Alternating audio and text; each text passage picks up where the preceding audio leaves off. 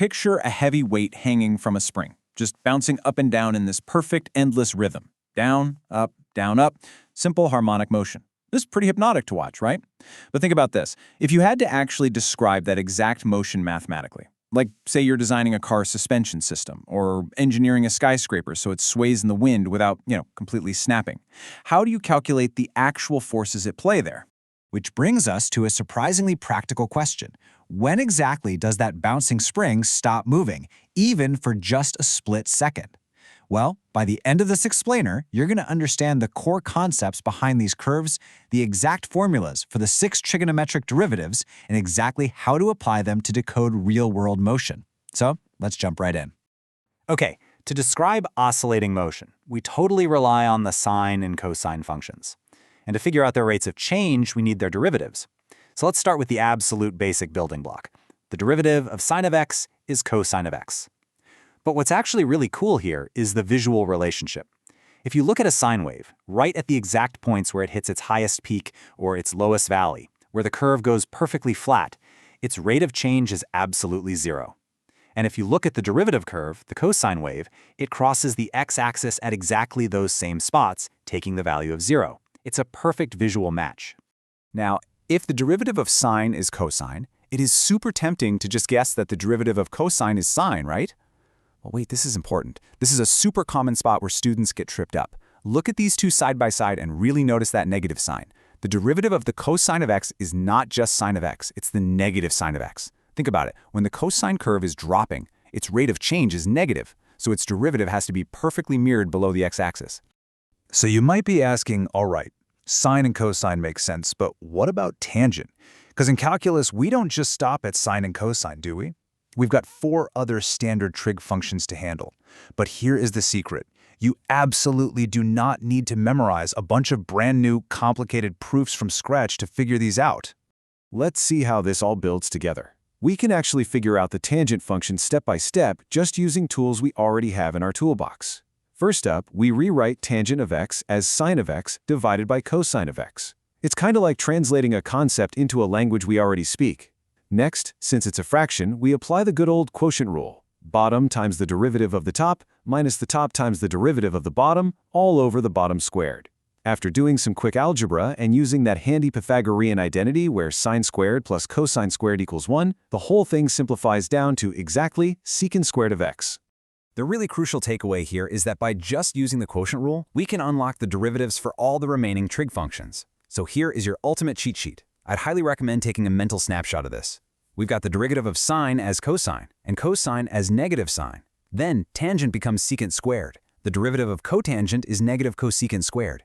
Secant becomes secant times tangent. And finally, cosecant gives us negative cosecant times cotangent. And hey, here's a super helpful trick to help you remember. Notice how every single trig function that starts with the letter c, cosine, cotangent, cosecant, every single one of them has a negative derivative. Pretty neat, right? Let's make this a bit more concrete with a quick active learning example. Say we have the function 5x cubed times the sine of x. Now, because these are two distinct functions multiplied together, we've got to use the product rule. So the derivative of the first part is 15x squared. We multiply that by the second part, sine of x.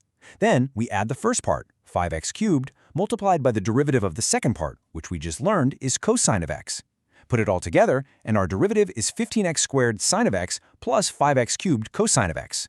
See? Just like that, you're effortlessly combining basic algebra with our brand new trig rules. Okay, now that we've got the basic ideas down, let's push the boundaries a little bit. What happens if we don't just stop at the first derivative? Like, what if we need the second, third, or fourth derivative? Actually, what happens if we just keep taking derivatives of sine forever? Do the equations just snowball and get massively complicated? Surprisingly, no. And honestly, this perfectly illustrates just how elegant calculus can be. The higher-order derivatives of sine and cosine actually form this perfect repeating loop. It's like a clock face, or the 4 seasons, just repeating endlessly. Step 1. Start with sine of x. Its derivative is cosine of x. Step 2. Take the derivative of cosine and you get negative sine of x. Step 3. The derivative of negative sine is negative cosine of x. And step 4, the derivative of negative cosine loops us right back around to positive sine of x. It's literally a perfect 4-step loop. Let's test this out with a quick mini challenge. what if I asked you to find the 74th derivative of the sine of x? Now, without knowing about this loop, that would take you hours of agonizing, mind-numbing calculations. But with the secret pattern we just uncovered, you can probably solve this in your head in seconds.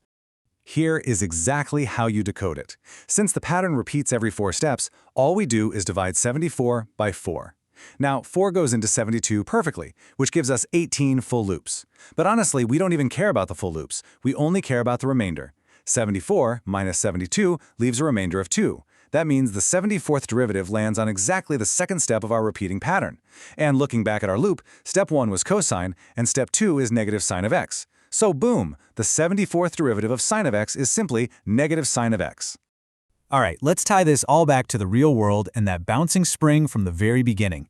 You might be wondering, why do we even care about higher-order derivatives in the first place? Well, because in physics, position, velocity, and acceleration are all deeply connected by derivatives. If you have an equation that tells you an object's position, taking the first derivative gives you its velocity, literally how fast it's moving. And taking the second derivative, that gives you its acceleration, which is how fast its velocity is changing. Let's apply our new rules directly to that block moving on a spring. Let's say its position at time t is given by the function s of t equals 2 minus sine of t. To figure out how fast it's moving, we need the velocity. So we take the first derivative. The derivative of our constant, 2, is just 0. And the derivative of negative sine of t is negative cosine of t. So velocity is negative cosine of t. Simple enough. Now, what about acceleration? We just take the derivative of our velocity. The derivative of negative cosine of t flips back to give us positive sine of t. Let's zoom in on what's happening at one specific moment, say at exactly pi over 4 seconds. If we plug pi over 4 into our velocity equation, we get a negative value, negative 1 over the square root of 2. But if we plug that same pi over 4 into our acceleration equation, we get a positive value, positive 1 over the square root of 2. So what does that actually mean in reality? Well, because the velocity is negative but the acceleration is positive, these two forces are acting in completely opposite directions. It's exactly like a car moving backward while you're slamming on the brakes. The block on the spring is being pulled back against its current direction, which means it is actively slowing down. Before we wrap up, let's just quickly summarize what we've covered. We started with the basic derivatives of sine and cosine. We used the quotient rule to map out the derivatives for tangent, secant, cotangent, and cosecant, and then we unlocked that beautiful 4-step repeating loop for higher-order derivatives. Finally, we saw how taking these sequential derivatives lets us perfectly decode real-world physical motion, finding velocity and acceleration just from an object's position. But as we finish up, I want to leave you with a thought.